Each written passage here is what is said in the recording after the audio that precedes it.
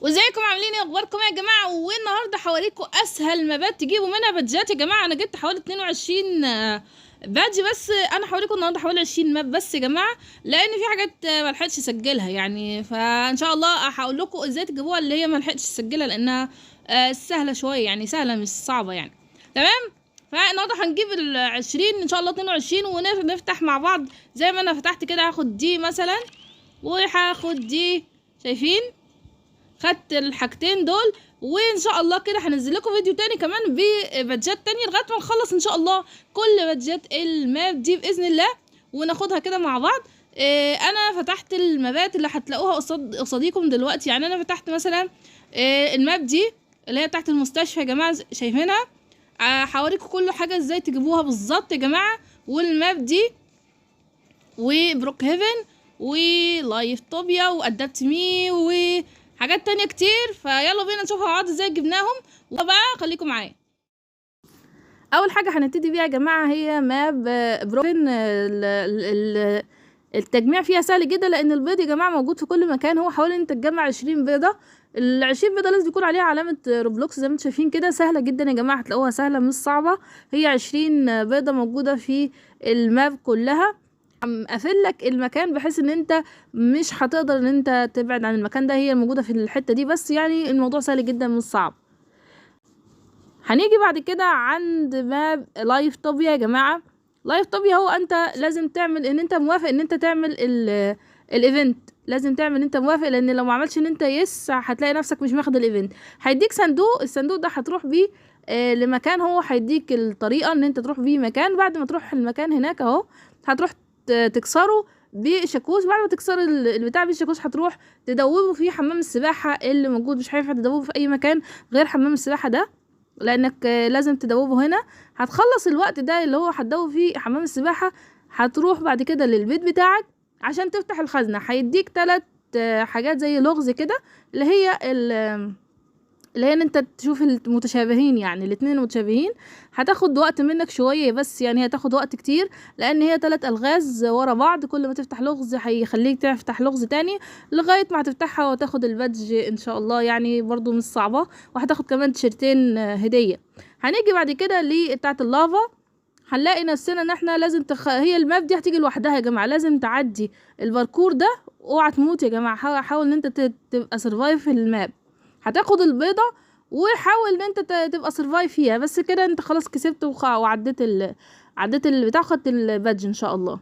هنيجي بعد كده للماب اللي بعديها. هي ماب سهله جدا، عايزك تمشي 500 خطوه، اللي هي ليجندري سبيد. دي سهله جدا ان انت تفضل تجري كده لغايه ما هتلاقي نفسك خدت البادج. دي اسهل بادج ممكن تاخده على مدار الهانت كله.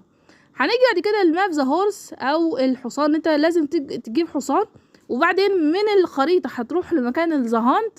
هتروح هنا الدايرة دي يا جماعة اللي انا رايحة عليها دي، هتدوس عليها. لازم تعدي السباق بتاع الزهانت زي ما انتوا شايفين، هي باينة في الخريطة اهي. هتحاول تدخلها عشان خاطر تاخد السباق. سهلة جدا برضه يا جماعة، بس انت حاول تتحكم في الحصان. ما فيش وقت محدد ان انت تخلص فيه السباق، انت بس خلص السباق. كل مطلوب منك ان انت تخلص بس السباق. هنيجي بعد كده للماب التانية. دي سهلة جدا برضو، ان انت تجمع بس الدوناتس بتاعتها. تجمع ال10 دوناتس هتلاقي نفسك خدتها. هروح لماب ادابت مي. سهلة جدا برضو ان انت تجمع ال3 تروس من كل باب. هتلاقي فيه ترس. سهلة جدا برضو يا جماعة، مش سهلة يعني. هنا دي اول حاجة ان انت لازم تعدي حاجة زي الباركور كده. تاني واحدة ان انت المفروض تعمل ان انت تختار الصندوق الصح من بين الكذا صندوق. يعني لازم تختار الصندوق الصح عشان تاخد الترس التاني. برضو سهلة يعني مش صعبة. تالت واحدة واسهل واحدة ان انت بتجمع 3 سلطعون او 3 اللي هو كابوريا، اللي احنا بنسميها كابوريا عندنا في مصر. فدي بتجمع 3. فخلاص كده تكون خدت التالت وخدت كمان. يعني بصراحة الماب كمان هتديك هتاخد البادج، بس لازم ترجع تاني عشان تاخد البادج، وتاخد كمان ساعة. هتاخد ساعة زي البتاع. هنروح بقى الماب بليز دوناتس. دي هي صعبة شوية يا جماعة بس سهلة يعني مش صعبة. هتروح للمكان اللي هو لازم تكلم الراجل ده قبل ما تروح هنا. هتحل بعد كده حاجة زي الهاك هي هتاخد منك وقت بصراحة، بس ان شاء الله هتتحل معاكم زي ما انتم شايفين كده. هتحاول تحل الهاك ده، لازم تحله عشان تقدر يتفتح لك الباب السري اللي هتاخد منه الكنز يعني. فلما يتفتح الباب السري لازم تقعد تجمع لغاية اهو كده اهو زي الحفر كده يا جماعة، لازم تجمع جواهر، تجمع 5000 جوهرة. تمام، لازم تجمع 5000 جوهرة. اول ما هتخلص ال5000 جوهرة هترجع تاني للراجل عشان يديك البادج. وكده خدنا بادج بليز دونت. هنيجي للماب دي اللي هي بتاعت الرؤوس دي اللي بيجري ورانا، مش عارفه اسمها ايه بصراحه، بس انتوا عارفينها يعني من الشكل. ان انت لازم تعدي ال3 ستيج، يعني 3 ستيج لازم تعديهم. هي بصراحه مش سهله قوي، بس يعني ان شاء الله تبقى هم مسهلينها شويه علينا يعني. فهتفضل تعدي المبات، لازم تعدي المبات ورا بعض يعني، ان شاء الله تكسب باذن الله. تاني واحده انا هسيبها لكم يا جماعه لان هي حوالي زي متاهه، تاني واحده زي المتاهه كده، فانا هحاول ان انا اسيبها معاكم حتى بطأت السرعه بتاعتها عشان تعرفوا البيبان اللي تتفتح وازاي تعدي وكده. فانا هسيبكم مع الماب تحاولوا تعدوا ازاي، لان زي ما قلت لكم دي زي المتاهه كده، في شويه حاجات. انا في صديقه يعني سلمى ساعدتني فيها، هي فيها شويه متاهه كده، في حاجات تعدي منها وحاجات لا، فعشان خاطر تعدي بسرعه يعني.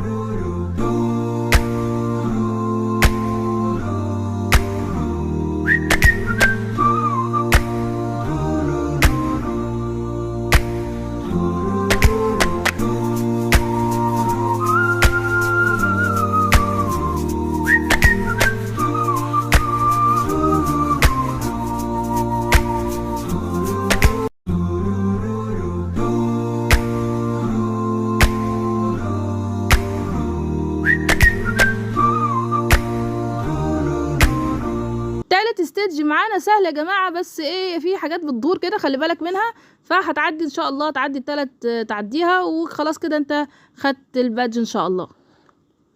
تمام، هنيجي بعد كده للماب اللي هي بيبقى 2 بيساعدوا بعض زي ما انتم شايفين دي. هتخش الماب اللي هي الهانت، هتلاقيها موجوده في البدايه يا جماعه، هتلاقي الزهانت موجود في البدايه ليه بوابه لوحده، هتدخلها، هتدخل بقى تعدي المكان ده. وانت بتعدي لازم تجمع البيض الموجود في الماب عشان تقدر تاخد البتاع ده الهانت يعني. فاول ما هتخلص هتاخد البادج. تمام، هنيجي هنا بعد كده للماب التانية اللي هي الماب البينتنج الرسم. لازم تتكلم الراجل ده الاول، بعد ما تكلم الراجل ده هتروح للص في المكان القبو ده، هيكلمك، هيطلب منك ترسم، هيطلب منك ترسم له حاجه. ما ترسمش حاجه انت بس زي ما انت شايفين انا عملت ازاي، انت حاول بس ان انت تعمل له دايره، حاول تلخبطه كده بالبتاع وخلاص. تمام، هيكلمك هيقول لك خلاص روح دور، فانت هتدور بقى الاماكن بقى. انا هخليكم مع الفيديو تشوفوا الاماكن بتاعتها فين.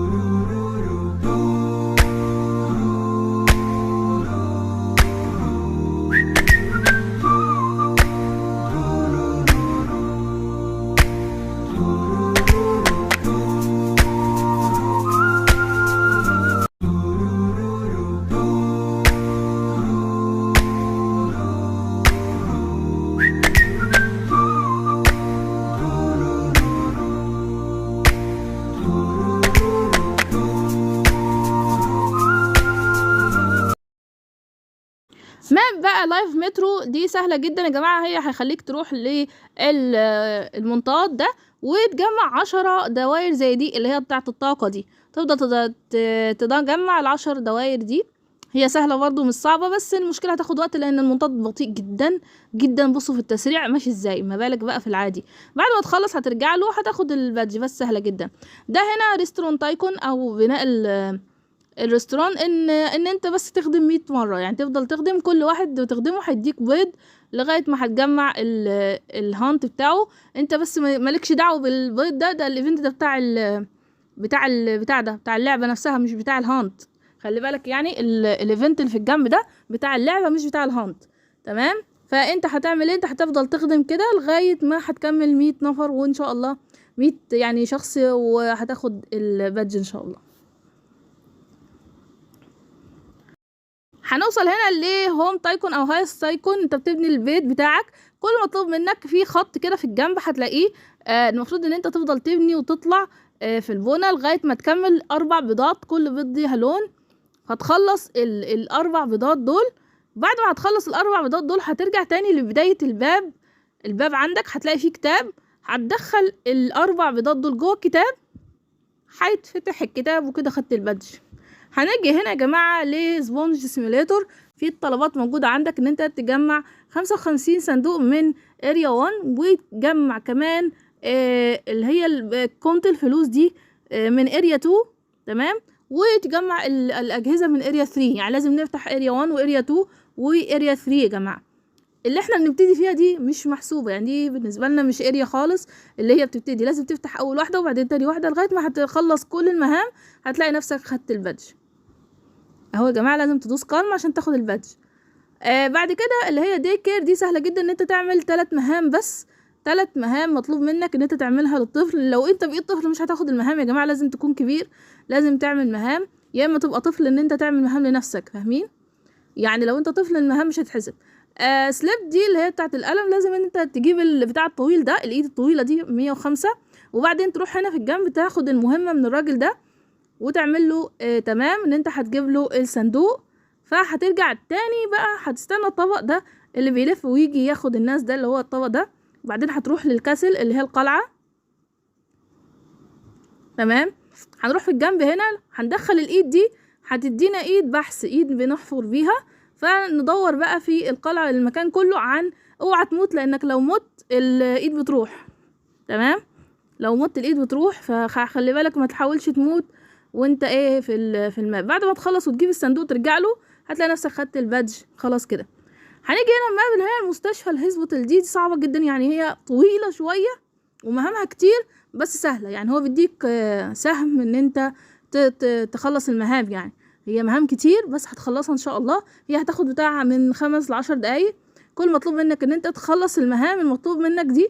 هو بيديك حاجه ورا حاجه ورا حاجه، وبعدين بتروح تجمع الحاجات وتعمل البوشن ده عشان خاطر تدي للست اللي هتلاقيها في الاخر تحت دي.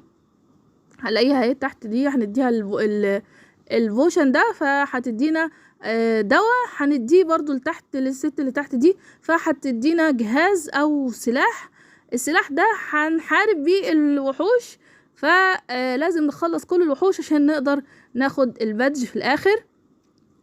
هي المشكلة ان الحاجات دي عدت مدة طويلة جدا يا جماعة، يعني خدت حوالي بتاع 10 دقايق صراحة. يعني الماب خدت مدة طويلة بس متعة وسهلة، هو بيحاول يوصلك للمكان اللي انت عايزه. يعني خلصناها نروح للماب التانية اللي هي بتاعة سيرفايف، دي بتاعة الحاجات الطبيعية. لازم تجمع 3 ساعات ولازم تعيش بالساعة يا جماعة. يعني انت هتلاقي الساعة في مكان جوه الماب، لما تاخد الساعة لازم تعيش بيها. هي انا خدت مثلا الساعة لازم احاول اعيش بيها في اللي هي survive the nature، اللي هي الطبيعة اللي احنا لازم نعيش. يعني بص كان فاضلي تكة واموت يعني، بس خلاص الحمد لله عشت بالساعة فرجعتها. خلاص تاخد 3 ساعات، هتعمل ال3 ساعات هتلاقي نفسك خلاص خدت البادج بتاع زهانت. لازم تخلص ال3 ساعات وتعيش بال3 ساعات. يعني هي صعبة شوية بس ان شاء الله تبقى سهلة معاكم. تمام. دي بقى اللي هي الماب اللي هي بتاعت بريزا بوتون او اللي هي تسونامي. انا حظي كان حلو ان واحد، انت لازم على الاقل يا جماعه ان يعيش 100 شخص ويعدوا النهايه. تمام. فهتلاقي في النهايه هتلاقي قبل الاخير يعني لازم يعيش 100 شخص. ففي واحد عمل ان الناس كلها تعيش، شايفين؟ فانت المفروض ان انت في الاخر لازم توصل للباب ده، شايفين اللي انا دخلته؟